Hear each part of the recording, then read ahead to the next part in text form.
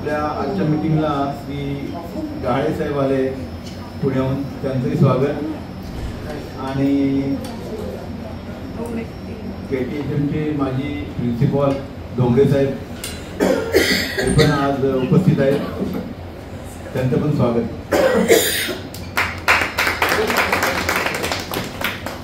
मी श्री खैरनार सरांना विनंती करतो की त्यांनी कृपया जायचं.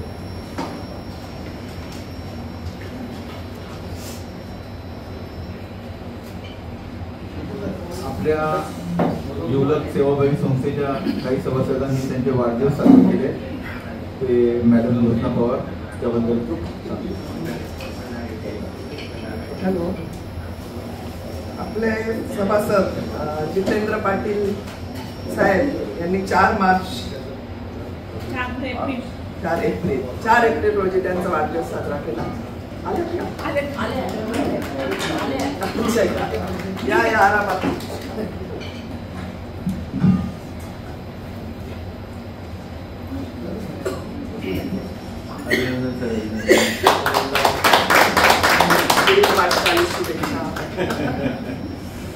आणि आशा होळकर हिने 5 एप्रिलला तुझा वाढदिवस साजरा केला.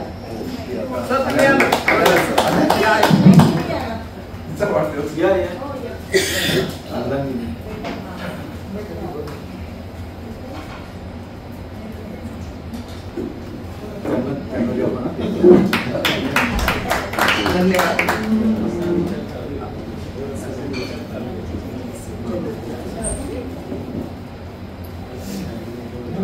मी सौ रंजनाताईंना विनंती करतो की त्यांनी कृपया आपल्या वक्त्यांची ओळख करून द्यावी.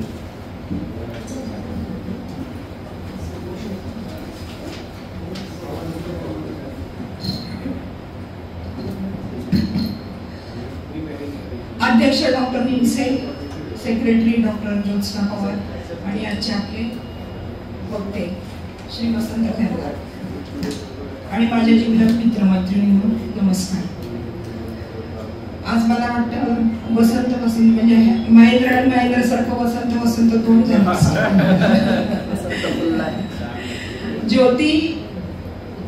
महात्मा ज्योतिबा फुलेंनी सगळ्यांना म्हणजे बहुजन समाज आणि विशेषतः स्त्रियांना ज्ञानाचे कवाडं उघडून दिली. त्यांच्या नावाचं एक पुस्तकालय खैरनार गुरुजींनी स्थापन केलं आणि त्याचा उद्घाटन कुसुमाग्रजांच्या हस्ते व्हावं हा एक दुर्धर शर्करा योग आहे. आणि आज तेच ज्योतिष स्टोर्स नाशिकच्या सांस्कृतिक आणि सामाजिक संस्कृतीचं एक मानबिंदू म्हणून नाशिकमध्ये उभं आहे आणि त्याचे संचालक श्री वसंत खैरनार आहे. वसंत खैरनार हे फक्त पुस्तकांवरची धूळ झटकून पुस्तकं विकणारा माणूस नाही, म्हणजे आपल्या कोणत्या तरी माहितीच नसतं, त्यांनी वाचलेलंच नसतं. ते स्वतः खूप उत्तम वाचक आहेत, उत्तम वक्ते आहेत, नंतर ते अभ्यासकही आहेत. त्यांनी स्वतः MCOM, MA, MLib आणि ISC अशा डिग्रीज घेतलेल्या आहेत. म्हणजे आता नुकत्याच त्यांनी एक डिग्री घेतलेली आहे, मला नक्की माहिती आहे. ते म्हणजे लेखक तर आहेतच, बऱ्याच प्रासंगिक ह्याच्यामध्ये मासिकांमध्ये आणि वर्तमानपत्रांमध्ये त्यांचे वरचेवर लेख येत असतात. त्यांनी चैतन्य यात्री डॉक्टर वसंत पवार या पुस्तकाचं संपादन पण केलं होतं. त्याच्यात माझा पण एक लेख घेतला होता त्यांनी आणि ते पुस्तक त्यांनी हे पण केलं, प्रकाशित पण केलं होतं. आणि गेले 45 वर्षांपासून त्यांनी भाषेच्या प्रचार आणि प्रचारासाठी मराठी साहित्य दर्जेदार पुस्तकांचं ते सातत्याने हे भरवत असतात, प्रदर्शन भरवत असतात. आणि विशेष म्हणजे लेखक तुमच्या भेटीला हा जो उपक्रम त्यांनी सुरू केलेला आहे तो अत्यंत स्तुत्य असा उपक्रम आहे. त्यामुळे त्यांच्या इतक्या ओळखी चांगल्या आहेत की गोदावरी बँकेला कधीच पाहुण्याची वारंवार असते. अमुक एक माणूस पाहिजे म्हटलं की काही वर आडणार आणूनच देणार, काही काळजीच नसते करायची. त्याचप्रमाणे ते उद्योजकही आहेत. त्यामुळे ते नाशिकच्या औद्योगिक वसाहतीमधल्या नाईस आणि नाशिक इंडस्ट्रियल क्लस्टरचे विश्वस्थानी पदाधिकारी, म्हणजे त्यांनी बरीच हे अधिकाराची पदं भूषवली. ते नाशिक आमच्या गोदावरी कोऑपरेटिव्ह बँकेचे संस्थापक डायरेक्टर संचालक आहेत आणि गोदावरी बँकेचे अध्यक्ष पण होते आणि अजून विश्वस्त म्हणजे संचालक आहेत. त्यांनी अखिल भारतीय मराठी प्रकाशक संघ नाशिक याचे ते शाखेचे ते विद्यमान सदस्य आहेत. भारतीय ज्युनियर चेंबर्सचे ते म्हणजे जेसीसचे ते राष्ट्रीय उपाध्यक्ष होते. नंतर त्यांनी जसं व्होराशियस रीडर्स आहेत तसेच त्यांनी प्रवासही भरपूर केलेला आहे. अनेक देशांच्या त्यांनी भेटी घेतलेल्या आहेत आणि प्रवास केलेला आहे. त्यांना बऱ्याच संस्थांकडून पुरस्कार सुद्धा मिळालेले आहेत. महात्मा फुले समाज विकास संस्था नाशिकचा त्यांना महात्मा फुले उद्योगरत्न पुरस्कार मिळाला. कर्मवीर काकासाहेब सोलापूरकर सेवाभावी प्रतिष्ठानचा नाशिक भूषण पुरस्कार मिळाला. नंतर अखिल भारतीय मराठी प्रकाशक संघाचा जीवन गौरव पुरस्कार त्यांना मिळाला होता. दिलीपराज प्रकाशन पुणे यांचा दिलीपराज सुवर्ण स्मृती ग्रंथोत्तेजक पुरस्कार त्यांना मिळालेला होता आणि आता नुकतंच त्यांना गिरणा गौरव करून मिळून पुरस्कार हा प्राप्त झालेला आहे. त्यांच्या सौ मंगलाताई आज आले नाही. मी खरं त्यांना आमंत्रण दिलं होतं पण ते चुकून आले बहुतेक त्यांना. आणि त्यांना 2 मुलं धवल चिरंजीव धवल आणि नाव विसरले दुसरं आणि मुलगी डॉक्टर आहे. त्यांची मुलगी नाशिकच्या सेंटरला पहिली आली होती 12वीला. 10वीला पण पहिली आली होती. 12वीला पहिली होती. तर असे हे आमचे अण्णा असे काय म्हणायचं त्याला अष्टावधानी. त्यांना मी विनंती करते की त्यांनी कुसुमाग्रजांच्या बरोबर बरेच दिवस म्हणजे त्यांचा सहवास लाभलेला कुसुमाग्रजांचा. तर त्यांना आपण विनंती केली होती की आठवणी कुसुमाग्रजांच्या जरा उजाळा द्या म्हणजे आम्हालाही बरं वाटेल. तर मी त्यांना विनंती करते की कृपया त्यांनी आपले मनोगत व्यक्त करावं आणि ते आज इथं आल्याबद्दल मी त्यांचे आत्ताच मनापासून आभार मानते. धन्यवाद.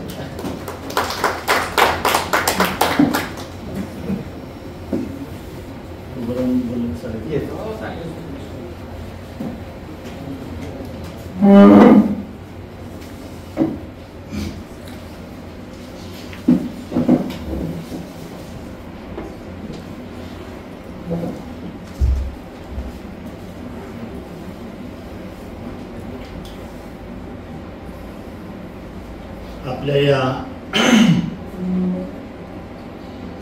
सर्व ज्येष्ठ आणि श्रेष्ठ नाशिककरांच्या छोट्याशा या घरगुती मीटिंगचे अध्यक्ष आदरणीय डॉक्टर निमसे सर, कार्यवाह पवार मॅडम, आमच्या ताई म्हणजे रंजनाताई, अनेक मान्यवर इथे परिचित आहेत.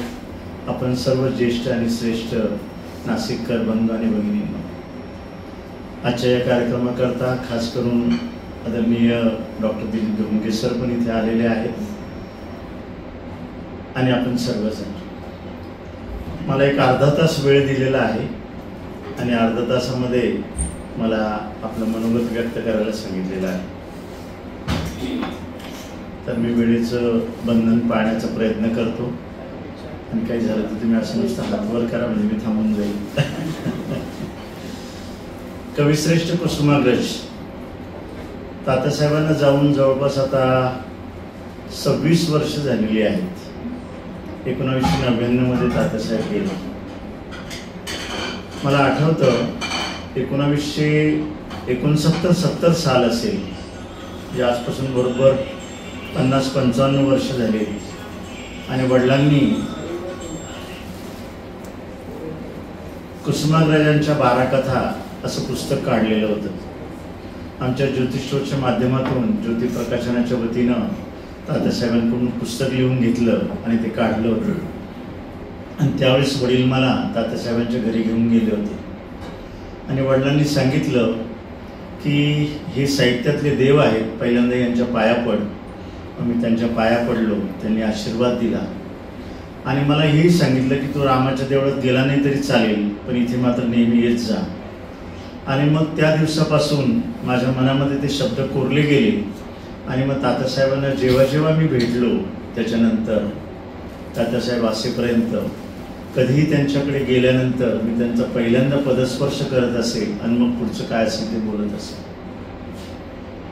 तात्यासाहेबांच्या खूप आठवणी आहेत.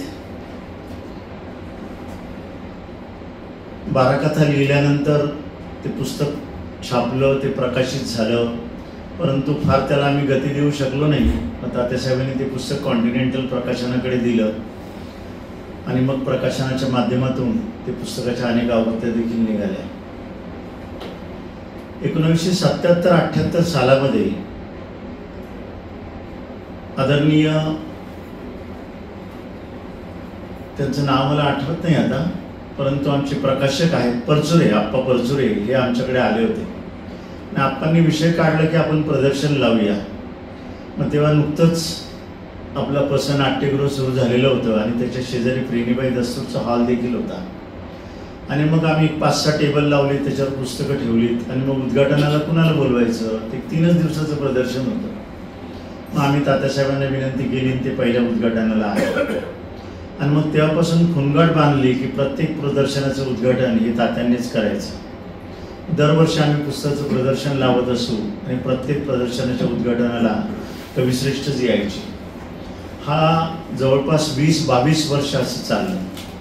1993-94 साल असेल, तात्यांची तब्येत जरा बिघडलेली होती आणि त्यांनी कुठल्याच कार्यक्रमाला जाण्याचं नकार देत असत, म्हणजे व्यासपीठ संन्यास घेतलेला होता.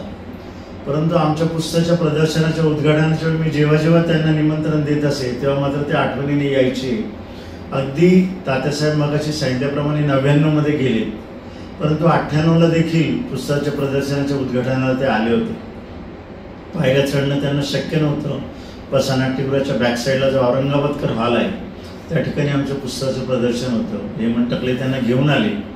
तात्यासाहेबांना चढणं शक्य नव्हतं म्हणून आम्ही खालीच मांडव घातलेला होता आणि मग त्यांनी मांडवामधूनच पुस्तकाच्या प्रदर्शनाचं उद्घाटन केलं आणि मला बोलले, वसंता, मी एवढ्या वेळा कुणाकडेच गेलो नाही आतापर्यंत. मी 20-22-25 वर्ष सातत्यानं ते येत होते, परंतु तुला मी नाही म्हणू शकलो नाही. याचं कारण तू जी काही ग्रंथसंपदा आहे, जी काही पुस्तकं ठेवतो किंवा ग्रंथालयीन पुस्तकांचं प्रदर्शन लावतो आणि वाचकांपर्यंत, रसिकांपर्यंत तू पुस्तकं पोचवतो, हे काम तुझं खूप मोलाचं आहे, महत्त्वाचं आहे आणि म्हणून मी तुला कधीच नाही म्हणू शकलो नाही. आमचा ऊर जरा असा भरून आलेला होता, कारण एक ज्ञानपीठ पुरस्कार मिळालेला लेखक आणि आपल्या कुटुंबाबद्दल त्यांची अशा प्रकारची भावना. मला ही पण गोष्ट आठवते, 1977 सालामध्ये, म्हणजे 47 वर्षापूर्वीची घटना आहे. माझं लग्न झालं पिंपणेरला आणि आम्ही नाशिकमध्ये सत्यनारायण ठेवलेला होता आणि त्या दिवशी सत्यनारायणाला तात्यासाहेब आवर्जून आले. आम्हाला त्यांना आशीर्वाद त्यांनी दिला आणि त्याच्यानंतर आमच्या घरात असं एकही कार्यक्रम नसेल की तात्यासाहेब आले नाहीत.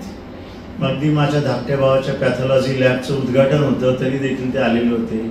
मेनोडच्या याचं आम्ही नूतनीकरण केलं, तिथे देखील आले होते. पुस्तकाच्या प्रदर्शनाव्यतिरिक्त कुठलाही कार्यक्रम असो तात्यासाहेब हे यायचेच. मगाशी ताईंनी सांगितलं 1995 सालामध्ये माझी मुलगी बोर्डामध्ये पहिली आलेली होती 12वीला आणि मग तिला बोर्डाची 10-12 पारितोषिकं मिळाली. त्या बोर्डाच्या ऑफिसमधून आम्ही पहिल्यांदा तिथून निघालो आणि तात्यासाहेबांच्या घरी गेलो. मी, माझी मिसेस आणि कन्या. तात्यासाहेबांना सांगितलं, त्यांना खूप आनंद झाला आणि मग ताबडतोब गड्याला सांगितलं, तू जा, माझ्या वसंताची मुलगी पहिली आलेली आहे, तू पेढे पहिल्यांदा घेऊन ये. म्हणजे कौटुंबिक आनंदामध्ये तात्यासाहेब इतके समरस होत असत आणि असं कुठे जाणवत देखील नसे. वडिलांनी इतकीच माया त्यांनी माझ्यावर केलेली होती आणि दिलेली होती. अशा अनेक प्रसंग आहेत. तात्यासाहेबांनी पहिला जो कविता संग्रह लिहिला तो विशाखा 1942 सालामध्ये पुण्याला असताना, आणि मग त्याला आता 50 वर्ष होतील 92 मध्ये. म्हणून 91 सालामध्ये तात्यासाहेबांनी मला बोलवलं आणि सांगितलं की ट्रस्टींच्या मनामध्ये असं आहे की विशाखाची सुवर्ण महोत्सवी आवृत्ती काढावी, तर मला वाटतं तुम्ही हे काम बरोबर हातामध्ये घ्या. मी म्हटलं तात्यासाहेब मी आनंदाने घेईन म्हटलं. मग ते विशाखा जे मूळ कॉन्टिनेंटल प्रकाशनाने काढलेलं होतं, ज्याच्यामध्ये गरजा जयजयकार वगैरे सारख्या कविता आहेत, ज्या कवितांचं गारुड आज देखील महाराष्ट्राच्या रसिक जनतेवर आहे. आणि मग त्या पुस्तकाचं स्पेशल DTP आम्ही मुंबईवरनं केलं. आपल्याच इथले चित्रकार धनंजय गोवर्धने यांनी छानसं चित्रवरचं कव्हर त्याचं तयार करून दिलं आणि ती सुवर्ण महोत्सवी आवृत्ती आम्ही 1992 मध्ये 50 वर्ष झाली म्हणून प्रकाशित केली होती. हेमंत टकले आमचे कार्यवाह होते प्रतिष्ठानचे. त्यांनी त्या पुस्तकाच्या प्रती ताबडतोब मंत्रालयामध्ये पाठवल्यात. शरद पवारांपासून सगळ्यांनाच त्यावेळच्या मंत्री महोदयांना दिल्यात. खूप कौतुक झालं त्या पुस्तकाचं. परंतु डॉक्टर वसंत पवार होते, ते खासदार होते आणि त्यांनी ते पुस्तक घेऊन ते नरसिंहरावांना दिलं. मराठीची जाण आणि समज असलेल्या नरसिंहरावांना खूप आनंद वाटला. त्यावेळी ते पंतप्रधान होते आणि विशाखाचं आणि ते मराठीसुद्धा अतिशय उत्तम बोलत. मराठी अखिल भारतीय मराठी साहित्य संमेलनामध्ये साताऱ्याच्या अतिशय छान असं भाषण नरसिंहरावांनी केलेलं होतं आणि विशाखाचा दाखला त्यांनी त्याच्यामध्ये दिलेला होता. विशेष म्हणजे विशाखाच्या मधल्या एका काळामध्ये असं झालं की कॅमलिनचे दांडेकर साहेब, अण्णासाहेब दांडेकर, कॅमलिन कंपनी किती मोठी आपल्याला माहिती असेल, ते आशय नावाचं एक हाऊस मॅगझिन काढत असत. तर त्यांना माहिती होतं की माझा परिचय तात्यासाहेबांशी आहे. दांडेकर मला बोलले की वसंतराव, आमचं एक काम करा, आमच्या आशयाला एखादा लेख तात्यासाहेबांचा मिळवून द्या. म्हटलं काही हरकत नाही म्हटलं. तर म्हणे मी नाशिकला येतो तेवढ्या करता, तर तुम्ही माझी गाठ घालून द्या. मग मी त्यांना घेऊन गेलो घरी त्यांच्या आणि तात्यासाहेबांना सांगितलं. तात्यासाहेबांनी ठीक आहे, मी 8-10 दिवसामध्ये देतो लेख म्हणून. त्यांनी अतिशय छान, म्हणजे त्यावेळेस तात्यासाहेब मला वाटतं 83-84 वय कदाचित तात्यासाहेबांचं असावं. तात्यासाहेबांनी लेख लिहून दिला. 1.5-2 पानाचाच लेख होता त्यांनी लिहिलेला. त्याचं नाव होतं शिक्षकाचं ऋण, असा तो लेख होता. त्याच्यामधली आठवण मी तुम्हाला सांगतो.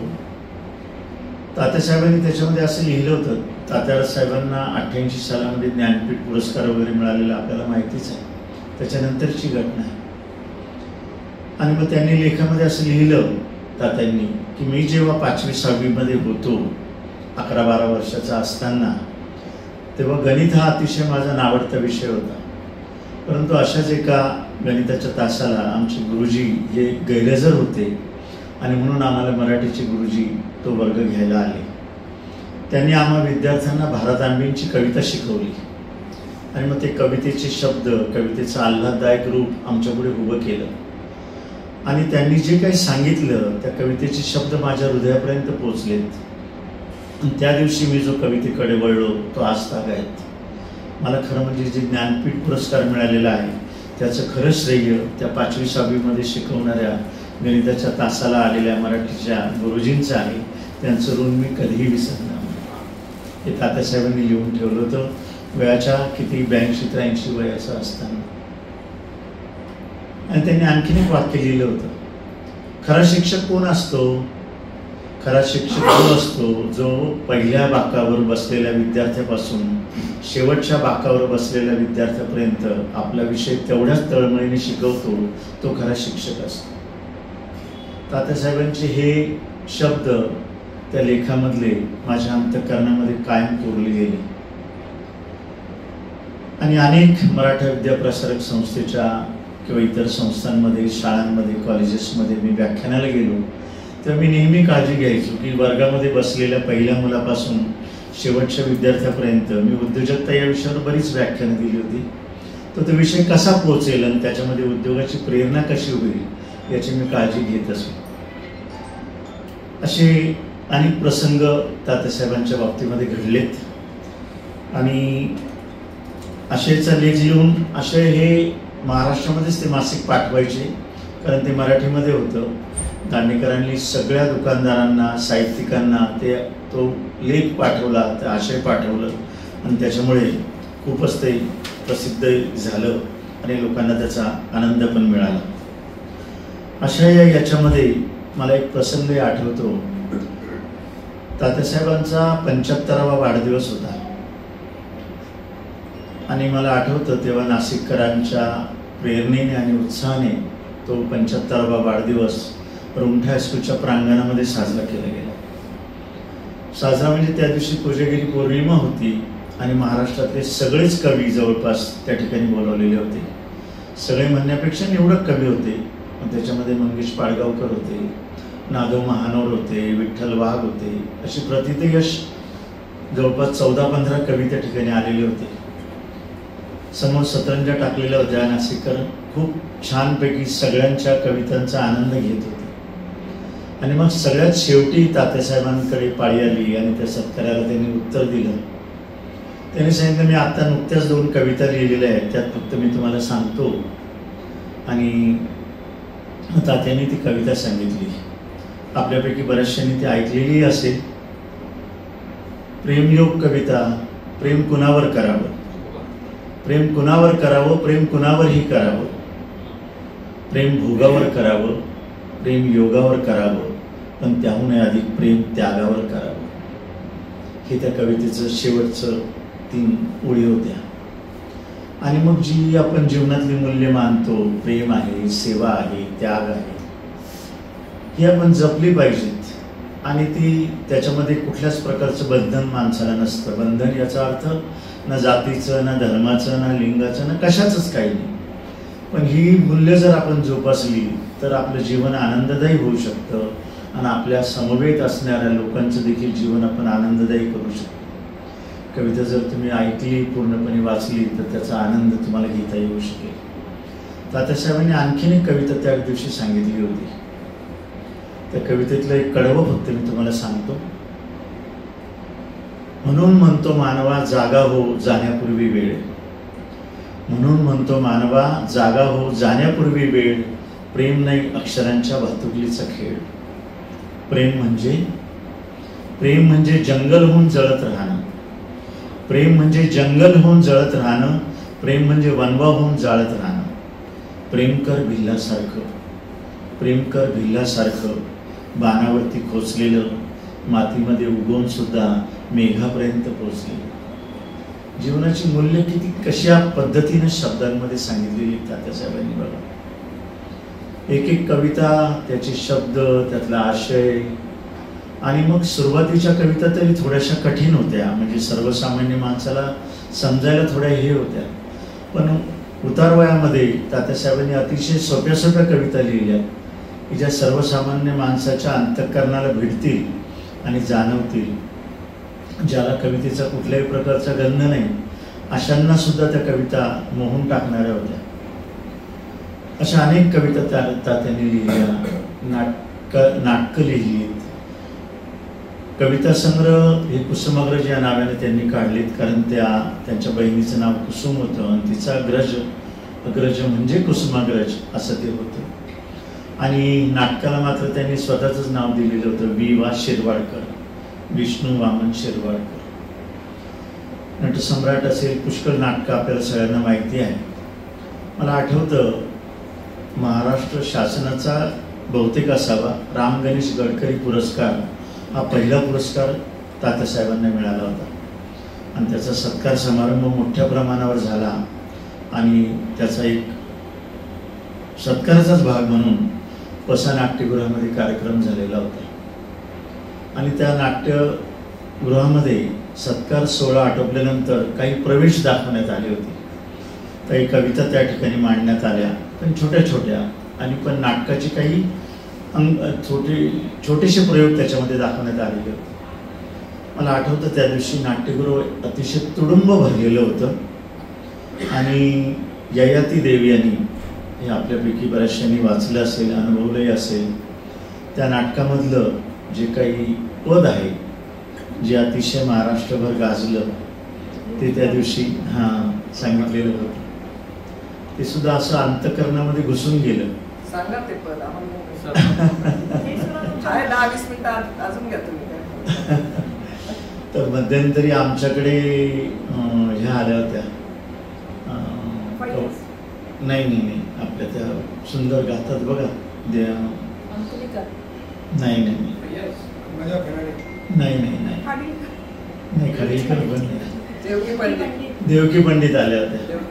देवकी पंडितांना मी म्हटलं होतं की तुम्ही ते पद अतिशय सुंदर गातात, तुम्ही ते म्हणून दाखवा म्हटलं आम्हाला. तर शंकराचार्य न्यासाच्या संकुलामध्ये त्यांनी ते पद म्हणून दाखवलं होतं, ज्याला तिथे कुठे संगीत वगैरे नव्हतं, पण अतिशय त्यांच्या गळाही खूप गोड आहे आणि खूप छान पद्धतीने त्यांनी म्हटलं होतं. कारण त्यांनी म्हटलेलं मी आपल्या आमदार देवयानीताई फरांदे भाऊबीज पहाट करतात ना, त्याच्यामध्ये मी देवकी ताईंना ऐकलेलं होतं. हे सुरांनो चंद्रभा, हे सुरांनो चंद्रभा, चांदण्यांचे कोश माझ्या प्रिय कराला पोचवा. हे सुरांनो चंद्रभा, चांदण्यांचे कोश माझ्या प्रिय कराला पोचवा. वाट एकट्या तमाची, वाट एकट्या तमाची, हरवलेल्या माणसाची. वाट एकट्या तमाची, हरवलेल्या माणसाची. बरसुनी आकाश सारे, अमृताने नाहवा.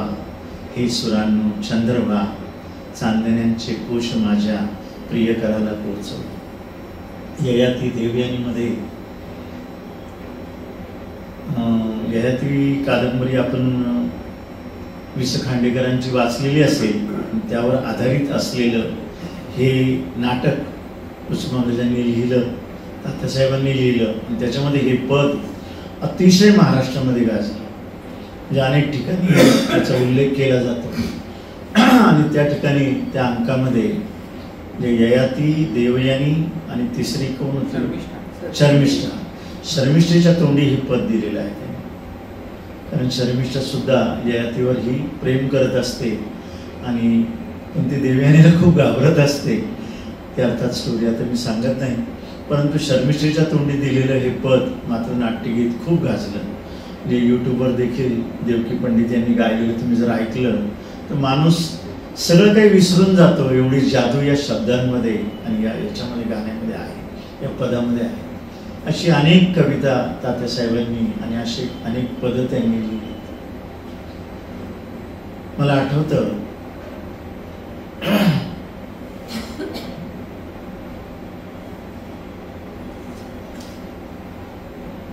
तात्यासाहेबांबरोबर म्हणजे केवळ मी विशाखा याची 50वी आवृत्ती काढली, प्रकाशित केली आणि काय 2-1 वर्ष झालेली होती. म्हणजे तात्यासाहेबांना जेव्हा ज्ञानपीठ पुरस्कार मिळाला तो कार्यक्रम सुद्धा अतिशय आपल्यापैकी कुणी अटेंड केलं की नाही मला माहिती नाही, परंतु त्या कार्यक्रमाचा मी साक्षीदार होतो. मुंबईला ज्ञानपीठ या संस्थेच्या वतीनं बिर्ला जे लिबर्टी जे थिएटर आहे त्याच्या शेजारी बिर्ला सभागृह आहे. त्याच्यामध्ये आदरणीय शरद पवार साहेब, बलराम जाखर साहेब यांच्या म्हणजे त्यावेळेचे ते केंद्रीय मंत्री होते आणि त्यांच्या हस्ते हा पुरस्कार दिला गेलेला होता. तात्यासाहेबांचं भाषण अतिशय अप्रतिम झालेलं होतं, अतिशय अप्रतिम. हां म्हणजे जन्माने मी जरी शिरवाड्याचा असलो, काही काळ मी पुण्याला जरी स्थायिक असलो, तर खऱ्या अर्थाने मी नाशिककर आहे आणि नाशिककर असल्याचा मला अभिमान आहे हे तात्यांनी आवर्जून त्यावेळेस सांगितलेलं होतं. आणि तात्यासाहेबांच्या काही कविता या जाखर साहेबांनी सुद्धा त्याचा उल्लेख केलेला होता. ज्ञानपीठ पुरस्कारानंतर नाशिकला नाशिककरांच्या वतीनं तात्यासाहेबांचा सत्कार झालेला होता आणि त्यालाही मी स्वतः जातीनिशी हजर होतो. आपलं जे शिवाजी गार्डन आहे त्या ठिकाणी त्या सत्काराचा कार्यक्रम झाला होता आणि त्याचं अध्यक्षस्थान ज्येष्ठ नाटककार वसंतराव कानेटकरांना दिलेलं होतं. पण त्या कार्यक्रमाचं उद्घाटन करायला कुणाला बोलवलं होतं तर सार्वजनिक वाचनालयाचे जे ग्रंथपाल होते शहाणे त्यांना त्यांनी बोलवलेलं होतं. जे ज्या शहाणेंनी जवळपास 40 ते 50हून अधिक वर्ष नाशिकच्या सार्वजनिक वाचनालयामध्ये ग्रंथपाल या नात्याने काम केलेलं होतं. वाचनालयामध्ये असलेलं प्रत्येक पुस्तक त्यांना माहिती होतं आणि कुठल्याही वाचकाला कुठलं पुस्तक आहे किंवा नाही हा चालता बोलता ज्ञानकोश म्हणजे शहाणे होते. आणि शहाणेंना मुद्दाम त्या कार्यक्रमाच्या उद्घाटनाला बोलवलेलं होतं आणि त्या उद्घाटनाचा मान हा शहाणेंना दिलेला होता. तात्यासाहेब सावनाचे देखील अध्यक्ष राहिलेले होते. अनेक उपक्रम त्यांनी सावनामध्ये सुरू केले. खास करून शिक्षक दिन जो आहे त्याची संकल्पना ही कुसुमाग्रजांचीच. नाशिक शहरामध्ये म्हणजे त्यांच्या मनामध्ये मगाशी सांगितलेली घटनाच कदाचित असावी की शिक्षक हाच खरा माणसाला घडवणारा असतो आणि तोच माणसाचं मन तयार करत असतो आणि कळत नकळत होईना विद्यार्थ्याच्या मनावर हा शिक्षकाचा संस्कार कायमपणे रुजत असतो. आणि त्यांनी त्या लेखामध्ये असं पण शेवटी लिहिलेलं होतं की मी खूप असा भाग्यवान ठरलो की मला असे शिक्षक मिळालेले होते, त्यांच्यामुळेच मला खरा ज्ञानपीठ पुरस्कार मिळाला होता. तात्यासाहेबांना पद्मश्री वगैरे असे अनेक पुरस्कार मिळाले. एक नागरिक ज्याने एका वेगळ्या ताऱ्याचा शोध लावलेला होता अमेरिकेमधल्या नासा या संस्थेमध्ये, आणि त्या नवीन ताऱ्यांचा शोध लावल्यानंतर त्यांनी तिथे कंडिशन घातली होती की या ताऱ्याला कुसुमाग्रजांचंच नाव द्यायचं. आणि मग ते नाशिकला आले, तात्यासाहेबांनी सांगितलं आणि त्या ताऱ्याची नोंद कुसुमाग्रज तारा अशी झालेली आहे. तात्यासाहेबांवर प्रेम करणारे खूप लोक होते, पण तात्यासाहेब हे म्हणजे अजात शत्रू असा मनुष्य होता.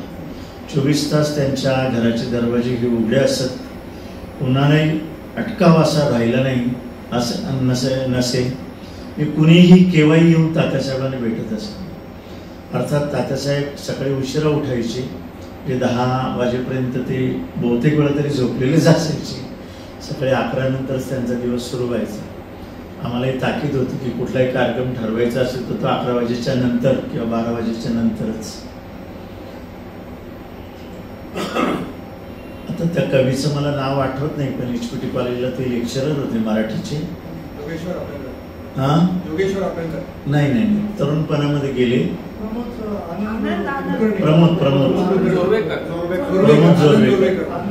प्रमोद जोरवेकरने नवीन पुस्तक लिहिलेलं होतं. मग तात्यासाहेब मला म्हणाले की चला आपण जाऊन येऊ, तुम्हाला आहे का वेळ म्हणे. म्हटलं चला. मग आम्ही प्रमोद जोरवेकरांच्या घरी गेलो, छानपैकी त्यांच्याशी गप्पा मारल्या, चहा पिला. तात्यासाहेब सर्वसामान्य माणसांच्या सुखदुःखामध्ये आनंदामध्ये सहभागी सहजपणे व्हायचे. आणि तात्यांचं एक वैशिष्ट्य असं होतं, म्हणजे कुणीही त्यांच्याकडे गेला तरी ते तेवढ्याच आत्मीयतेने बोलायचे आणि समोरच्या माणसाला असं फील यायचं की तात्यासाहेब माझ्या खूप जवळचे आहेत. म्हणजे ही कळत न कळत का भावना ही माणसाच्या मनामध्ये निर्माण व्हायची. म्हणजे आज तात्यासाहेबांना जाऊन 25 वर्ष होऊन गेलेली आहे, पण माझ्या मनामध्ये घडलेल्या सगळ्या घटना ज्या आहेत त्या कशा अगदी कालपर्वा घडलेल्या आहेत अशा घटना आहेत आणि असे प्रसंग आहेत. कारण तात्या अशा आत घुसून गेलेले आहेत. अनेक प्रसंग म्हणजे पुस्तकाच्या बाबतीत असेल, मला आठवतं म्हणजे जसं विशाखाचं झालं तसं शेवटी मला आठवतं मी असंच तात्यासाहेबांशी गप्पा मारत बसलो होतो. मग तात्याने म्हटलं काही मुलांकरता काही असा विषय आमचा निघाला. मग तात्या बोलले मी मुलांकरता एक छान पुस्तक लिहिलेलं आहे म्हणे, पण 5-6 वर्ष झाले ते मी पुण्याला पाठवलं आणि त्या प्रकाशकाने काही ते छापलेलं नाही. तात्याने म्हटलं तुम्ही मागवून घ्या, मी आहे ना म्हटलं पुस्तक प्रकाशन करायला. तात्याने ताबडतोब ते पुण्याला कळवलं आणि ते पुस्तक मागवून घेतलं. ते पुस्तक कसं होतं तर ते बालवाडीतल्या मुलांकरता होतं. आणि मग अ आ इ उ पासून सगळी शेवटची सगळी मुळाक्षर त्यांनी घेतलेली होती आणि त्या मुळाक्षरांपासून होणारे शब्द म्हणजे त्यांच्या पाठीमागे एकच उद्देश होता की लहानपणापासून मराठी भाषेची गोडी ही लहान मुलांना लागावी आणि कळत नकळत का होईना हे शब्द त्यांच्या ओठांवर रुजावेत असं तात्यासाहेबांचं हे होतं. तात्यासाहेबांनी ते हस्तलिखित मागवलं, माझ्याकडे दिलं. मी म्हटलं हे मी मुंबईला नवनीतवाल्यांना देतो म्हटलं, मला नाही चालेल. मी नवनीतकडे दिलं, त्यांनी ते अक्षरबाग या नावाने ते प्रकाशित केलं. तात्यासाहेब तेव्हा तब्येतीने खूप दिवसेंदिवस आजारी पडलेले होते. तात्यासाहेबांना कविश्रेष्ठ आपल्या डॉक्टर गुप्ते साहेब आहेत, म्हणजे आत्ताचे जे आहेत मोठ्या गुप्तेंचे चिरंजीव कुणाल गुप्ते यांची ट्रीटमेंट चालू होती आणि कुणाल मग घरी यायचं, तिथे सगळी ट्रीटमेंट चालू होती. तात्यासाहेब सिगारेट फार प्यायचे, तुम्हाला माहिती असेल काहींना ज्यांच्या घरी ते जात असतील. तात्यासाहेबांना मला आठवतं तेव्हा बेडवर होते ते, ऑक्सिजन लावलेला होता, आम्ही असे बसलेलो होतो, सहज नुसतं चक्कर मारायचं तात्यांकडे म्हणून आलेलो होतो. तात्यासाहेबांना मध्येच आठवण आली, लहर आली, आठवण म्हणण्यापेक्षा मला मी फोन करा. डॉक्टरनं फोन केला, डॉक्टर आले, नळी काढा म्हणे. नळी काढली, मस्तपैकी सिगरेट शिकवली, सिगारेट पिली तात्यांनी.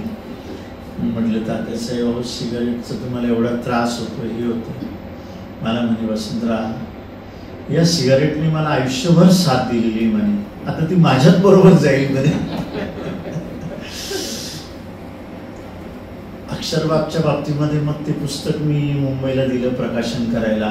पुस्तकाच्या प्रती तयार झाल्या आणि आम्हाला मुंबईवरून निरोप आला की 6 फेब्रुवारीला त्याचं प्रकाशन समारंभ ठेवून 6 मार्चला. मग तात्यांनी मला आणि रेखा भांडारे होत्या माझ्याबरोबर. रेखाताईंनी सांगितलं की तुम्ही दोघंजण जा म्हणून. मग आम्ही दोघंजण मुंबईला गेलो. तत्कालीन मुंबई विद्यापीठाचे कुलगुरू होते, नाव माझ्या लक्षात नाही, पण मंगेश पाडगावकर पण आलेले होते. आणि जो दादरला मराठी शाळा जी आहे, अतिशय गाजलेली शाळा, बालमोहन, त्याच्यामध्ये त्याचा कार्यक्रम झाला.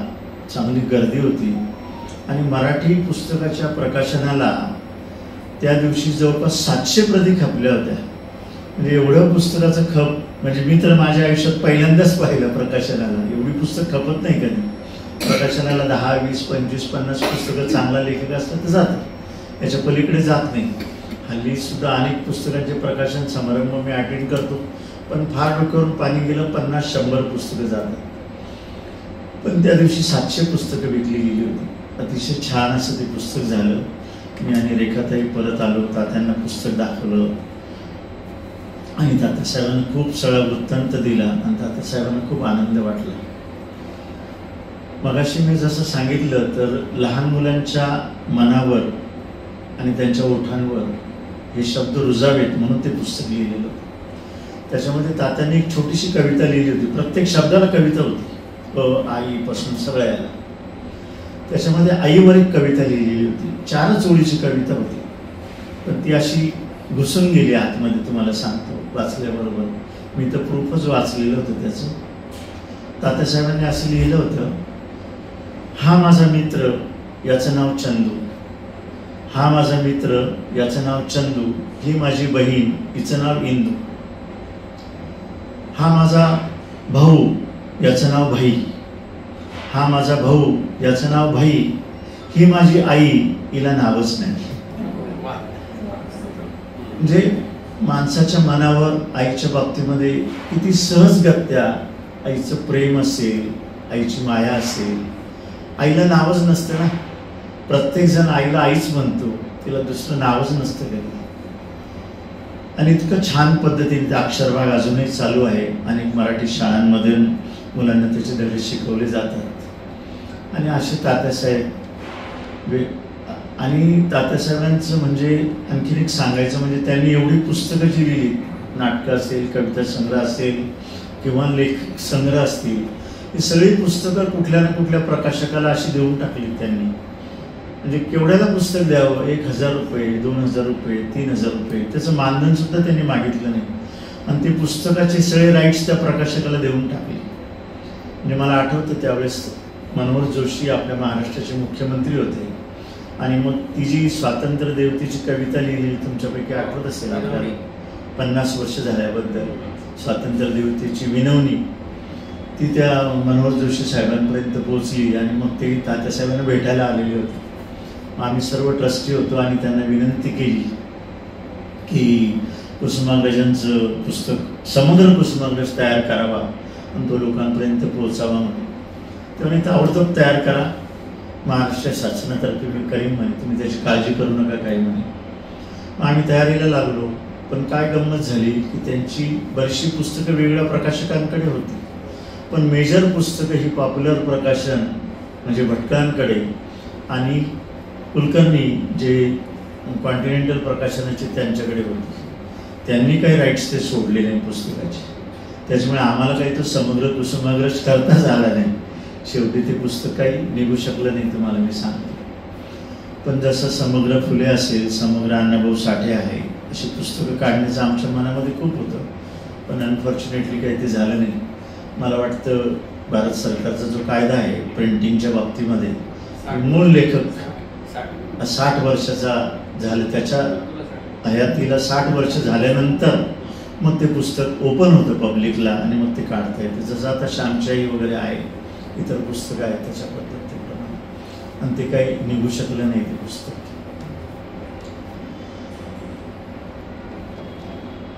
तात्यासाहेबांनी त्यांच्या कविता बऱ्याच आपल्यापैकी काहींनी ऐकल्या असतील. एक कविता माझ्या मनामध्ये खूप अशी ठसून गेली, तुम्हाला सांगतो. म्हणजे एकदा असं घडलं होतं, कविता सांगण्यापूर्वी सांगतो. मंगेश पाडगावकर आलेले होते. असेच दुसऱ्या कार्यक्रमाला आमच्याकडे आले. मग आम्ही बसलो मंगेश पाडगावकरांबरोबर आणि मग ते बोलले, त्यांची मुक्कामाची व्यवस्था आम्ही केली होती. तर ते बोलले मला कुसुमाग्रजांना भेटायचं म्हणे. म्हटलं का? नाही नाही नाही म्हणे, ते तुम्हाला सांगत नाही म्हणे, मी पण मला भेटायचं म्हणे. म्हटलं बरं ठीक आहे, चालेल, जाऊया म्हटलं आपण त्यांच्याकडे. आणि तात्यासाहेब तेव्हा शालिमार जवळच्या घरामध्ये राहत होते.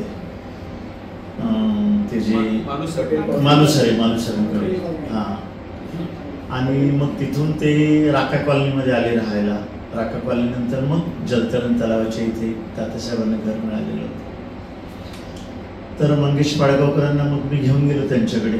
संध्याकाळची वेळ होती, अर्थात त्यांची बैठक नंतर होणार होती, त्याच्याच करता मंगेश पाडगावकरांचा खूप आग्रह होता मला. पण मग तिथे बसल्यावर सहज गप्पा निघाल्या. मी मंगेश पाडगावकरांना म्हटलं की पाडगावकर साहेब, तुम्ही एवढ्या कविता लिहिल्यात, म्हटलं तुम्हाला आवडलेली कविता कोणती हो? ते म्हणे, अहो खैर ना, कवी कविता लिहितो ना म्हणे, ती त्याला प्रत्येक कविता आवडलेलीच असते म्हणे, म्हणूनच तो लिहितो ना म्हणे. म्हटलं आहोत, ते सगळं खरं आहे म्हटलं, पण तरी देखील काही खास कविता असतातच ना म्हटलं. तात्यासाहेब बसलेले होते. मग त्यांनी आम्हाला, मी म्हटलं सांगा तरी देखील तुम्ही म्हटलं. मग त्यांनी 2 कविता त्यावेळेस तात्यासाहेबांनी सांगितल्या. मंगेश पाडगावकरांनी एक कविता अशी सांगितली, ज्या क्षणी माझं बाळ, ज्या क्षणी माझं बाळ पहिला पाऊस झेलून आलं, ज्या क्षणी माझं बाळ पहिला पाऊस झेलून आलं, त्या क्षणी माझं हृदय आभाळाशी बोलून आलं. आभाळा आभाळा अशीच कृपा असू दे, असे 100 पावसाळे माझं बाळ पाहू. आपल्या मुलाकरता 100 वर्षाचं आयुष्य मागणारी आई किती 2 ओळींमध्ये त्यांनी उभी केलेली होती. मग मी त्यांना म्हटलं, आणखी एखादी कविता सांगा म्हटलं. मला म्हणे बस झाला आता. नाही म्हटलं, सांगा म्हटलं तुम्ही. मग त्यांनी सांगितली एक कविता, प्रेयसी प्रियकराला सांगते, असं त्या कवितेचं हे आहे. तर त्यातलं एक कडवं माझ्या लक्षात येते, एवढं मी तुम्हाला सांगतो. मंगेश पाडगावकरांनी त्यांच्या त्या स्टाईलमध्ये ती कविता सांगितली होती. तात्यासाहेब बसलेले होते. सोबतीला चंद्र देते, सोबतीला चंद्र देते, अंतरीचा ध्यास देते, तू जिथे जाशील तेथे मी तुला विश्वास देते. सोबतीला चंद्र देते, अंतरीचा ध्यास देते, तू जिथे जाशील तेथे मी तुला विश्वास देते. चांदण्यांच्या पावलांनी मी तुझ्या स्वप्नात आले, चांदण्यांच्या पावलांनी मी तुझ्या स्वप्नात आले, त्या निळ्या रात्री मी तुझ्याशी बेहोश झाले. मिलनाला साक्ष होते, मिलनाला साक्ष होते, ते मी तुला श्वास देते, तू जिथे जाशील तेथे मी तुला विश्वास देते. अतिशय सुंदर शब्दांमध्ये त्यांनी आपल्या त्या स्टाईलमध्ये प्रेझेंटेशन केलं होतं. आणि मला आठवतं, विंदा करंदीकर यांना प्रतिष्ठानतर्फे जनस्थान पुरस्कार दिला गेलेला होता. महाराष्ट्राला कवितेमध्ये, कवितेचं वेळ लावण्यामध्ये हे 3 महानुभाव महत्त्वाचे आहेत. एक वसंत बापट, विंदा करंदीकर आणि मंगेश पाडगावकर. या तिघांनी महाराष्ट्रातलं प्रत्येक गावोगाव पिंजून काढलेलं होतं आणि लोकांच्या मनामध्ये, ओठामध्ये अशा कवितांची पेरणी केलेली होती. आणि लोक कवितांचे संग्रह घेऊन मग वाचायला लागलेले होते. ते कवितांचे संग्रह हे खपत नसत, तुम्हाला सांगतो, अजूनही त्याचं खप कमी आहे. परंतु या महानुभावांचे कविता संग्रह मात्र बऱ्यापैकी चालले. त्याच्या अनेक आवृत्त्या निघाल्या. अर्थात कुसुमाग्रजांचे कविता संग्रह खूप चाललेत. परंतु अशा आठवणींमध्ये बराच काळ असा गेला.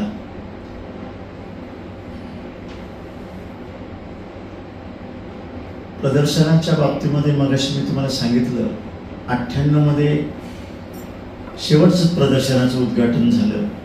आणि आम्ही जेव्हा अक्षरबागचं प्रकाशन करून आलो, त्याच्यानंतर एक 4 दिवसांनी म्हणजे 10 मार्च 1999 तात्यासाहेब सोडून गेले.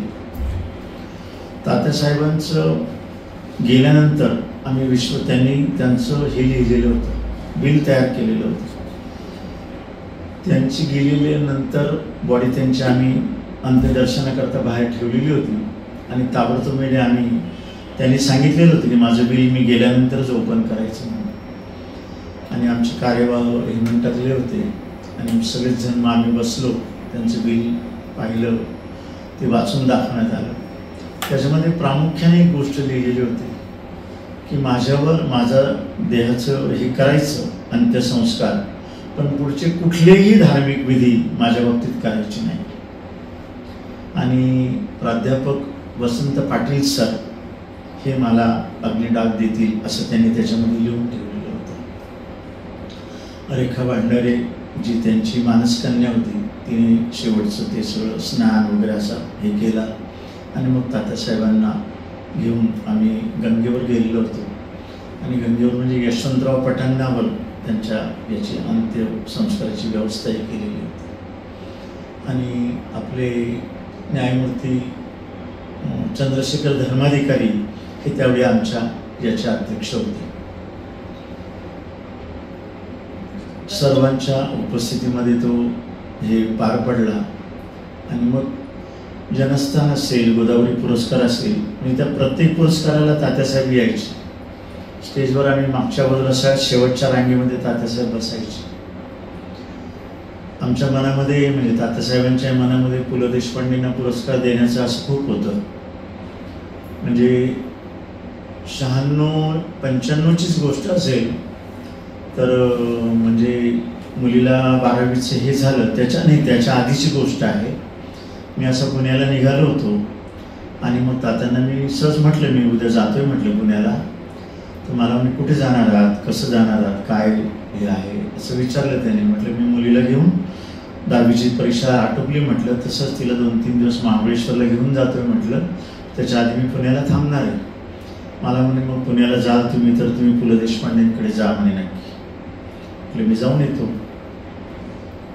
आणि त्यांना भेटून या, त्यांची तब्येत कशी बघा, काय नाही ते. मग तात्यांचा निरोप घेऊन मी पु ल देशपांडेंच्या घरी गेलो. पु ल देशपांडेंचा दरवाजा ठोठावला. सुनीताताईंनी दरवाजा उघडला. म्हटलं मी असं नाशिकवरून आलेलो आहे. दारातच त्यांनी मला विचारलं. म्हटलं असं मी आलोय म्हटलं. तात्यासाहेबांनी मला सांगितलं पु ल साहेबांना भेटायला आलो. मग म्हणे या म्हणे तुम्ही आतमध्ये. मग आम्ही बसलो. पु ल देशपांडेंच्या पायाला बरीच सूज होती आणि त्यांचा प्रवास देखील असा जरा थांबलेला होता, बाहेर जाऊ शकत नव्हते. तात्यासाहेबांच्या मनामध्ये मात्र ही गोष्ट होती की पु ल देशपांडेंना जनस्थान पुरस्कार हा मिळायला पाहिजे. पण जनस्थान पुरस्काराची आमची एक अट होती प्रतिष्ठानची की ज्या लेखकाला किंवा साहित्यिकाला तो पुरस्कार दिला जाईल त्याने तो समक्ष नाशिकला येऊनच तो स्वीकारला पाहिजे. म्हणजे जी सिलेक्शन कमिटी असते ती पुरस्कार जाहीर करण्यापूर्वी त्या लेखकाशी बोलून त्याचा कन्सेंट घेऊन आणि त्यांना ही कंडिशन सांगून मगच तो पुरस्कार जाहीर केला जातो. आता वसंत आबाजी डहाके आता आपले अध्यक्ष झाले. म्हणजे प्रत्येकाच्या बाबतीमध्ये हेच घडलेलं होतं. परंतु पुलंना तो प्रवास करणं शक्य नव्हतं आणि येणं शक्य नव्हतं. त्याच्यामुळे कमिटीचा विचार असून देखील पुलंना तो पुरस्कार मिळू शकला नाही. तर त्यांच्या मनामध्ये खूप होतं, परंतु ते शक्य झालं नाही. मी भावनाताई भार्गवे आपल्याला माहिती आहे सगळ्यांना. आम्ही प्रतिष्ठानवर होतो. तात्यांच्या मनामध्ये अशी खूप एक इच्छा होती, सुप्त इच्छा, ती म्हणजे शाळा सुरू करावी म्हणून. मग आमच्या प्रतिष्ठानच्या मीटिंगमध्ये विषय झाला. पण विषय झाल्यानंतर अनेकांनी शाळा सुरू करण्यामध्ये किती अडचणी आहेत, अमुक आहे धमुक आहे असं सगळं त्याच्यामध्ये चर्चा झाली. आणि मग शाळा काही सुरू करू नये पण एखाद्या शाळेचं व्यवस्थापन आपण करावं म्हणून मग आम्ही भावनाताई तात्यासाहेबांना सांगायला गेलं. तात्यासाहेबांना अजिबात ते पसंत पडलं नाही. त्याने तुम्ही माझ्या सगळ्या कल्पनेचा खूप हिरमोड केलेला आहे किंवा माझ्या सगळ्या भावनांचा तुम्ही खून केलेला आहे असे शब्द त्यांनी वापरले.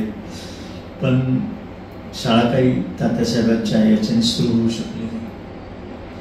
काही गोष्टी तात्यासाहेबांना पसंत पडायच्या नाही, पण ते कधी कुणावर रागवलेलं मी आजपर्यंत म्हणजे तेव्हापर्यंत कधीच पाहिलं नाही.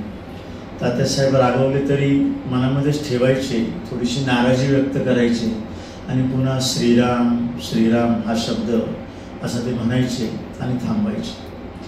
तात्यासाहेबांना आदिवासी भागाबद्दल खूप कणव होती.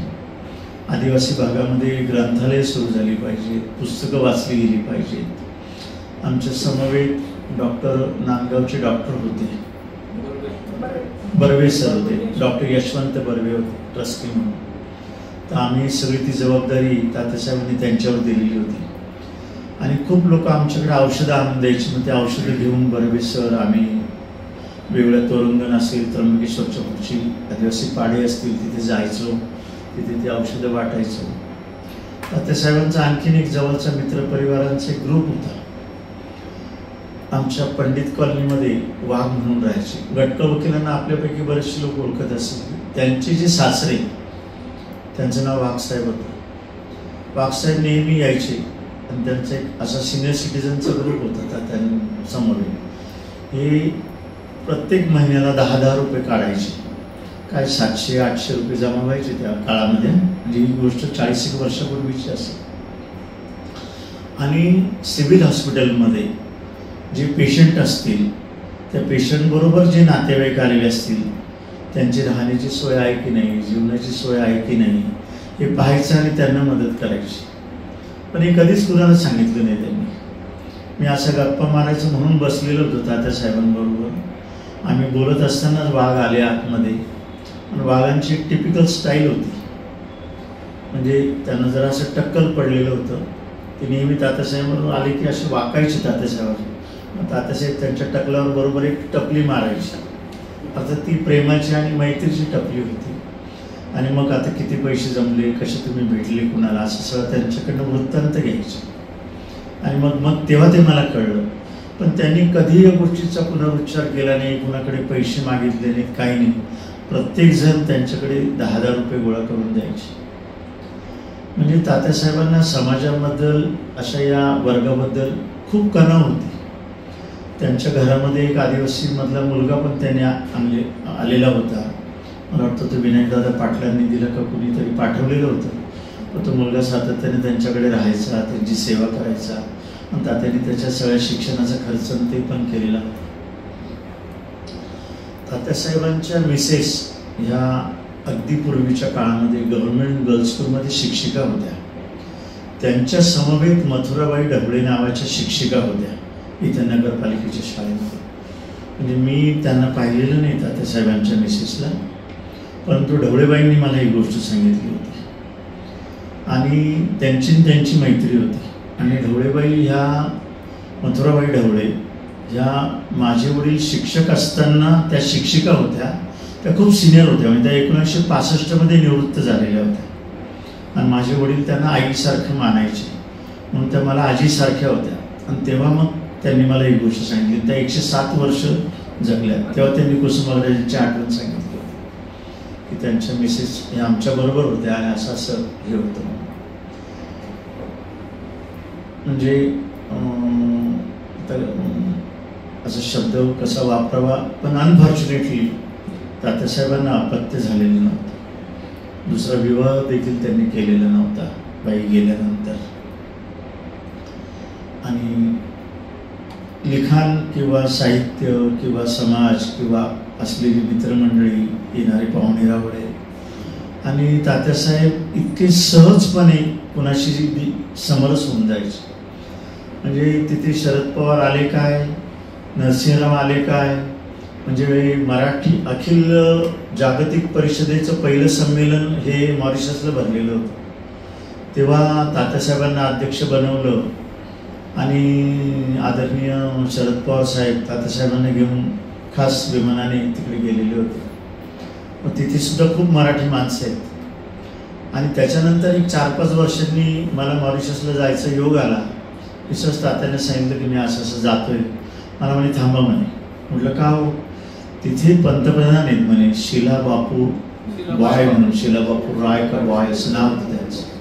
त्यांना चिठ्ठी लिहून दिली त्यांनी माझ्याकडे, तुम्ही जाऊन त्यांना भेटा म्हणे, त्यांना सांगा ते तुमचं सगळं स्वागत बिगत करतीलच म्हणे, पण तुम्ही त्यांना जाऊन भेटा की मी प्रतिष्ठानवर आणि मी तात्यासाहेबांचा जवळचा आहे म्हणून. मी ती चिठ्ठी घेऊन तिथे गेलो होतो, परंतु त्या नेमक्या परदेशात गेलेल्या होत्या, त्याच्यामुळे भेट झाली नाही. पण सांगायचा मुद्दा असा की अतिशय लहान लहान गोष्टींमध्ये सुद्धा तात्यासाहेब स्वतः इंटरेस्ट घ्यायचे. आपला कुटुंबाचा तो माणूस आहे किंवा जवळचा आहे असं ते माझ्याच बाबतीत नव्हतं. त्यांच्याकडे कुणीही माणूस गेला तरी त्याच्या बाबतीत अशाच घटना. म्हणजे ताई पण सांगतील, दोंडगे सर पण सांगतील की त्यांच्याकडे कुणीही माणूस गेला तर त्याच्या बाबतीमध्ये वागणूक ही तात्यासाहेबांची अशीच होती. तात्यासाहेबांनी माझ्या वाढदिवसाला कोणीतरी सांगितलं बा यांचा वाढदिवस आहे. मी आपल्या नेहमीप्रमाणे गेलो, पाया पडलो. मी काही बोललो नाही तात्यासाहेबांना. ते अशी शीळ वाजवायची. तात्यासाहेब उठले आणि छानपैकी एक पुस्तक काढलं, त्याच्यावर माझं नाव लिहिलं आणि माझ्या हातात दिलं. मला मी तुमचा आज वाढदिवस मला माहिती आहे. म्हणजे अशा लहान लहान गोष्टीमध्ये तात्यासाहेब हे प्रत्येकाच्या मनामध्ये आपलं घर करून राहिलेले होते. असे तात्यासाहेब कळत न कळत का होईना म्हणजे आमच्या घरातली खूप मोठी श्रीमंती आहे. मग अशी मी तुम्हाला एक शब्द वापरला की माझ्या लग्नाला आता जवळपास 47 वर्ष झाली, पण तात्यासाहेब असेपर्यंत असं कुठलाही प्रसंग नाही की तात्यासाहेब आले नाहीत म्हणून. तात्यासाहेब गेल्यानंतर म्हणजे मी 20-25 वर्ष त्यांच्या हातानेच पुस्तकाच्या प्रदर्शनाचं उद्घाटन करत असो. उद्घाटनाच्या बाबतीत त्यांची एक शैली होती. काय होती तर उद्घाटन रिबन कापल्यानंतर ते आतमध्ये आले की सगळी पुस्तकं पाहायची आणि त्यांना जे आवडेल ते पुस्तक काढायचे आणि मग ते माझ्याकडे द्यायचे. त्याचं बिल करा, त्याचे पैसे द्यायचे, मग म्हणायचे उद्घाटन झालं. पुस्तक विकत घेतलं नाही असं एकही वर्ष नव्हतं. तुम्हाला सांगतो 99 मध्ये तात्यासाहेब गेले त्या वर्षी मी पुस्तकाचं प्रदर्शन लावलं, पण मी उद्घाटन काही केलं नाही त्या वर्षी. आणि मग सहज तेव्हा माझा परिचय कानेटकरांशी पण झालेला होता. कानेटकर आमच्या फॅक्टरीवर आले होते. आमच्याच फॅक्टरीमध्ये कागदावर ते लिखाण करायचे. आणि मग एक सरकारी अधिकारी माझ्याकडे आले होते. असेच गप्पा मारता मारता ते बोलले, अहो मला तात्यासाहेबांना भेटायचं राहून गेलं, पण एवढा मोठा माणूस मला भेटला असता की नाही वगैरे वगैरे. मी म्हटलं अहो तात्यासाहेबांचा दरवाजा हा 365 दिवस सगळ्यांकरता खुला होता. म्हटलं हे सांगत असताना माझ्या मनामध्ये अशी कल्पना आली की अशी कितीतरी लोक असतील की ज्यांना लेखकाला पाहावंसं वाटत असेल, भेटावंसं वाटत असेल, परंतु त्या आदरयुक्त भीतीमुळे आपण त्या लेखकाकडे जात नाही. म्हणून आपण असा उपक्रम का सुरू करू नये असं माझ्या मनामध्ये आलं. मग मी कानेटकरांशी बोललो ही गोष्ट. कानेटकर म्हणे वसंतराव फार छान आहे म्हणे कल्पना, आपण सुरू करू म्हणे. आणि मी परशुराम सायकेडकर नाट्यगृहाच्या शेजारी असलेल्या दस्तूर हॉलमध्ये पुस्तकाचं प्रदर्शन लावलेलं होतं. त्या प्रदर्शनामध्ये 1 ऑगस्टला वसंतराव कानेटकर आले. मी तिथे त्या जो जाळीचा दरवाजा आहे आपण घेऊन घुसल्याबरोबर समोर जो जाळीचा दरवाजा दिसतो तिथे 3 खुर्च्या ठेवल्या. मध्यभागी कानेटकर बसले, बाजूला मग आमचे वडील बसले आणि मी बाजूला उभा राहून बोलत होतो. आणि समोर एक 5-6 खुर्च्या ठेवलेल्या होत्या. एकच हेतू की ज्या लोकांना लेखकाला भेटायचं असेल, पाहायचं असेल, त्यांनी या कार्यक्रमाला यावं.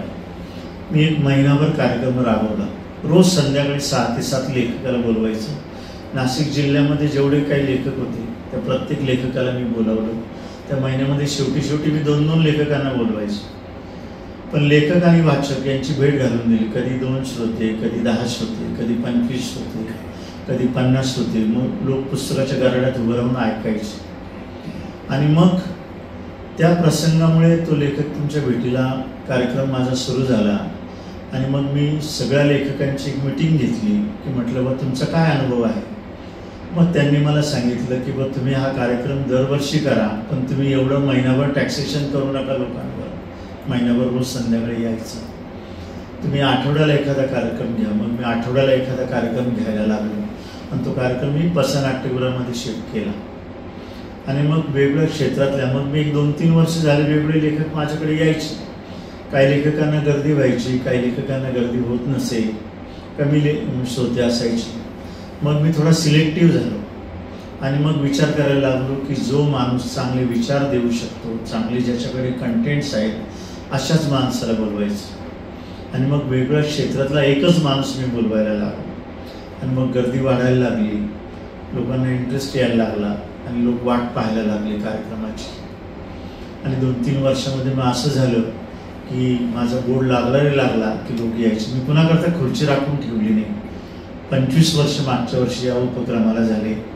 महाराष्ट्रातले अनेक नामवंत लेखक म्हणजे राजकारणामध्ये मनोहर जोशी माझ्याकडे येऊन गेले, राज ठाकरे येऊन गेले, त्याच्यानंतर सुशीलकुमार शिंदे आले, पृथ्वीराज चव्हाण साहेब आले. शरद पवारांना मी 4 वर्ष पत्र लिहित होतो की तुम्ही आमच्या कार्यक्रमाला या. त्यांचं मला ठराविक उत्तर यायचं, खैरनार मी अजून लेखक झालेलो नाही म्हणून मी तुमच्याकडे येऊ शकत नाही. मग त्यांनी एक पुस्तक लिहिलं. ते पुस्तक आता एक 4-5 वर्षापूर्वी निघालं. मग मी त्यांना लिहिलं, आता पुस्तक लिहिलेलं आहे, तुम्ही खऱ्या अर्थाने लेखक आहात. मला निरोप आला हेमंत टकलेंकडून की पवार साहेबांनी तुमच्या कार्यक्रमाला येण्याचा होकार दिलेला आहे आणि तो कार्यक्रम ठरवला म्हणून. आणि मग शरद पवार साहेब देखील याच्यामध्ये आले, पृथ्वीराज चव्हाण साहेब आले.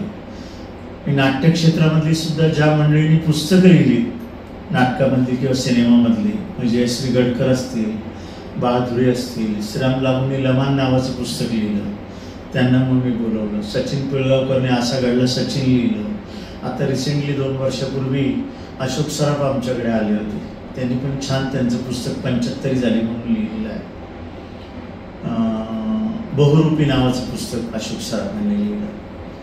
मग अशा प्रकारची ही लेखमाला केवळ तात्यासाहेबांना एक अधिकारी भेटले, म्हणजे त्यांची भेटायची इच्छा होती पण भेटू शकले नाही, त्यांनी ती संवेदना व्यक्त केली म्हणून या कार्यक्रमाचा उगम झाला आणि तो कळत नकळत का कार्यक्रम रुजला. आणि मला सांगायला आनंद वाटतो की महाराष्ट्रामध्ये एवढं सातत्याने 25 वर्ष काम करणारा किंवा अशा प्रकारचा उपक्रम राबवणारा एकमेव मी आहे. आणि म्हणून अखिल भारतीय मराठी प्रकाशक संघाने मला 50 वर्ष या व्यवसायामध्ये झाल्याबद्दल आणि हा उपक्रम राबवल्याबद्दल मला 50व्या वर्षी जीवन गौरव पुरस्कार दिला आणि मला सन्मानित केलं. 2 वर्ष कार्यक्रम करतात, काही दुकानदारांनी केलं होतं. आणि मी स्वतः प्रकाशक नाही, म्हणजे मगाशी माझा परिचय करून देताना रंजनाताईंनी सांगितलं की मी वसंत पवारांवर पुस्तक केलं, पण ते मैत्री खातर केलं होतं. दिलीप ढोंगे सरांचं पण पुस्तक केलं, ते मैत्री खातर केलं. अशी काही पुस्तकं काढली, पण ती एक प्रकाशक म्हणून नाही ती काढली.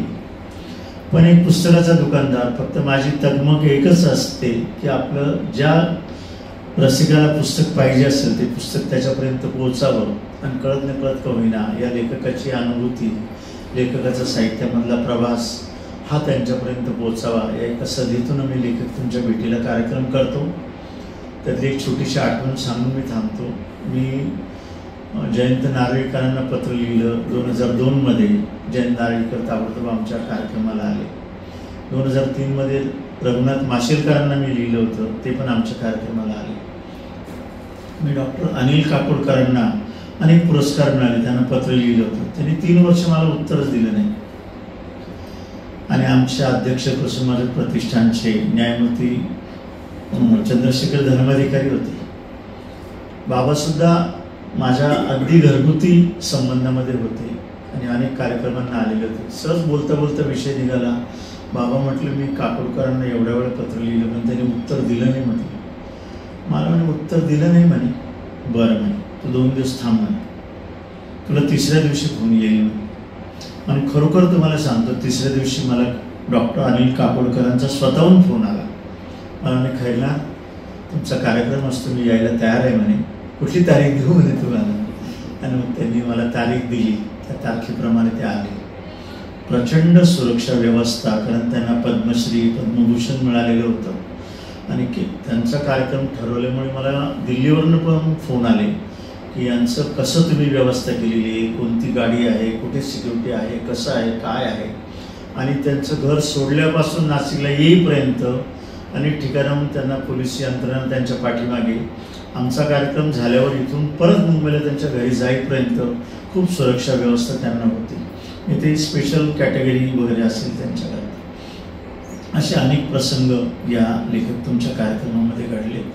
पण याचा मूळ स्रोत होता तो कविश्रेष्ठ कुसुमाग्रजच होता. आमचे वडील जेव्हा होते, म्हणजे वडिलांची त्यांची खरी मैत्री, मग माझी मैत्री झाली तात्यासाहेबांची. परंतु आम्ही जे पुस्तकाचं प्रदर्शन लावायचो तर घरामध्ये एखादं आपलं लग्न आहे अशा पद्धतीने वडील त्या परशुराम सायकलकर नाट्यगृहाच्या शेजारी तो तो हॉल सजवायचो आम्ही त्या रेणीबाई दस्तूर हॉलच्या पुढे 2 पिलर आहेत बघा, त्याला आम्ही केळीचे खांब लावायचो आणि जसं आपण सत्यनारायण असेल, लग्न असेल, अशा पद्धतीनंच तेव्हा आणि तात्यासाहेब प्रत्येक प्रदर्शनाच्या उद्घाटनाला आलेले होते. ती 20-22 वर्ष असतील, 24-25 वर्ष असतील आणि कार्यक्रमांना घराच्या याच्यामध्ये आलेले ते असतील.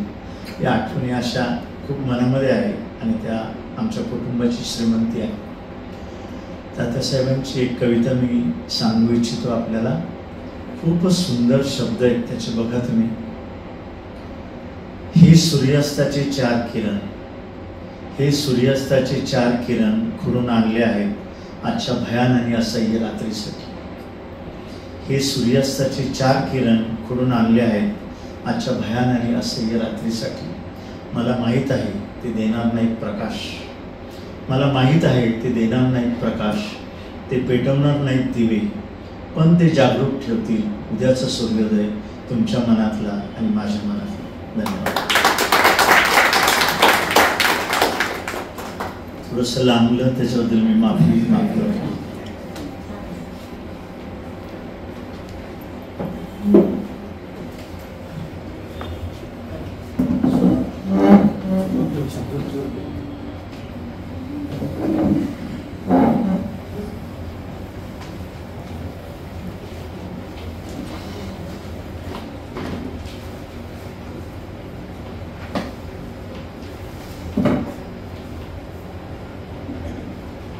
मित्रांनो,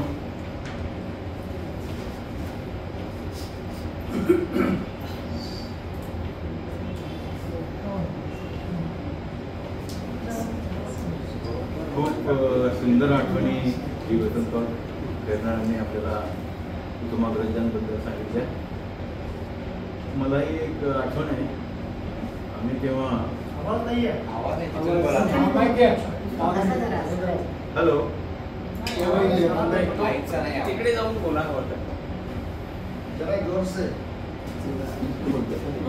म्हणजे जास्त नाही.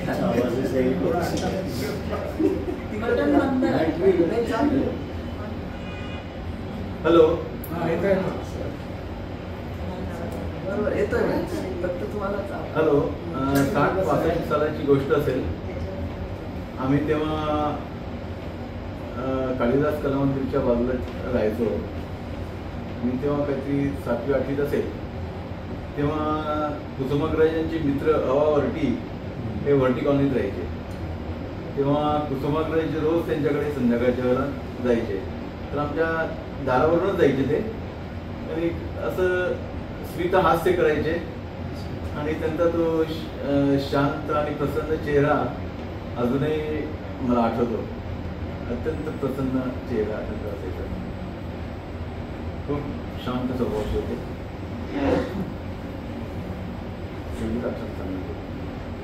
आणि बापूसाहेबांना विनंती करतो की कृपया निरोपाचं आभार प्रदर्शन करावं. थँक्यू.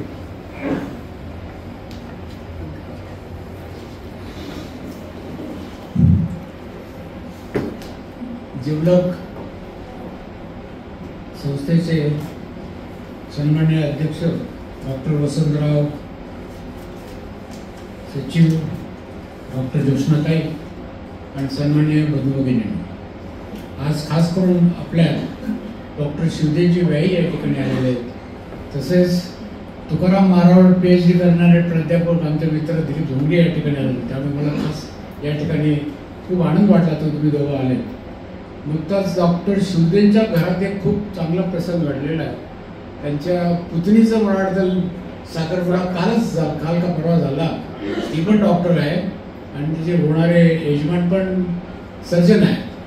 तर डॉक्टर शिवदेवने ते आपल्या घरगुती कार्यक्रम केल्याबद्दल आपल्याला सगळ्यांना माहीत नाही, आमच्या त्यांचं बोललं लग्न होईल याचा अभ्यास तुम्हाला सगळ्यांना आजचे वक्ते आपले वसंतराव खैरनार यांनी तात्यासाहेबांच्या ज्या आठवणी सांगितल्या खूप मनोरंजक वाटलं आपल्याला. आणि तात्यासाहेब आपल्या पुढे उभे राहिले. या शहराचं भूषण तात्यासाहेब होते. आणि प्रत्येकजण तात्यासाहेबांनी थोड्या वेळ आठवणी सांगण्याचा प्रयत्न करत होता. त्याचप्रमाणे माझी तात्यासाहेबांची ओळख डॉक्टर आणि पेशंट या नात्याने पहिली झाली. तेव्हा ते पटेल कॉलनीमध्ये राहत होते. मालुसरे, आपले नानासाहेब मालुसरे त्याचे शेजारी. नानासाहेब मालुसरे माझे पेशंट आणि आमचे कौटुंबिक त्याच्याशी खूप जिव्हाळ्याचे संबंध होते. त्यांचे डॉक्टर त्याचे विनय ठकार, पण डॉक्टर विनय ठकार पण बाहेरगावी गेले असल्यामुळे नानासाहेबांनी मला बोलवलं आणि मला तात्यासाहेबांना ट्रीटमेंट करण्याचा योगायोग मिळाला. तेव्हा फार औषधं नव्हती, तर त्या पटेल कॉलनीमध्ये तात्यासाहेबांचा घसा दुखत होता. त्याच्यामुळे मी जुजबी असे उपचार केले आणि त्याच्यानंतर तात्यासाहेबांना भेटण्याचा प्रसंग रंजनाताई, त्यांचे मिस्टर आणि शिवाजी पाटलाकडे आम्ही 2-3 वेळा मैफिली तात्यासाहेबांच्या ऐकायला. तात्यासाहेब जसे उशिरा उठायचे तसे उशिरा पण झोपायचे. त्यावर काही कारणं आहेत. मला एक त्यांचा प्रसंग आठवतो की तात्यासाहेबांनी जसे कवी होते तसे नाट्य लेखन पण करायचे. आणि आपल्या क्लबमध्ये तर मागच्या वेळेस पाठकांनी शेक्सपियर आणि हॅमलेट उभं केलं. त्याचप्रमाणे आज आपल्याला एका नाटककारांचं भाषण म्हणण्यापेक्षा आठवणी आपल्याला या ठिकाणी ऐकायला मिळाल्या. तात्यासाहेबांनी नटसम्राट खूप लिहून ठेवला होता, पण त्याचा शेवट राहिला होता. तर त्यांचे स्नेही आपले शिवभाऊ अण्णा, वसंतराव चुंबळे आणि शिवाजीराव पाटील तात्यासाहेबांना घेऊन वर्षात एकदा कोणी लांब प्रवास ते करत असत. कोकणात जात, इकडे चंद्रपूरला, ताडोबाला वगैरे जात असत. एकदा मुंबईने येता येता ते कासारा घाटात एका खडकावर बसले होते आणि गप्पा मारत होते. तात्यासाहेब मला सांगायला मला काही संकोच वाटत नाही, त्यांना रम आवडायची. ते गोड मागून घ्यायची तात्यासाहेब. आणि तिथं ते बसले असताना तात्यासाहेब सगळं वाटलं, चला म्हणजे ग्लास रिकामे घाला. सगळ्यांना आश्चर्य वाटलं. नटसम्राटचा शेवट आज संपला म्हटला आणि त्याप्रमाणे घरी येऊन त्यांनी नटसम्राटचा शेवट केला आणि नटसम्राट नाटक उदयास आले. तर मित्र, आज या ठिकाणी वसंतराव करणार आले. त्यांनी आपल्याला तात्यासाहेबांनी खूप मोठं म्हणजे आठवणी या ठिकाणी मांडल्या. आपलं क्लबच्या वतीने आपल्या प्रेमाचं प्रतीक म्हणून सप्रेम भेट आपल्या अध्यक्षांनी त्यांना द्यावी अशी विनंती करतो. आणि आजचे भाषण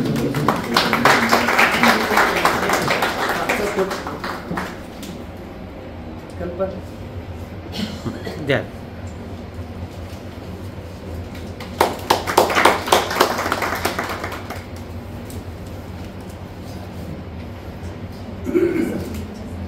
आजची सभा संपली असं मी जाहीर करतो. धन्यवाद.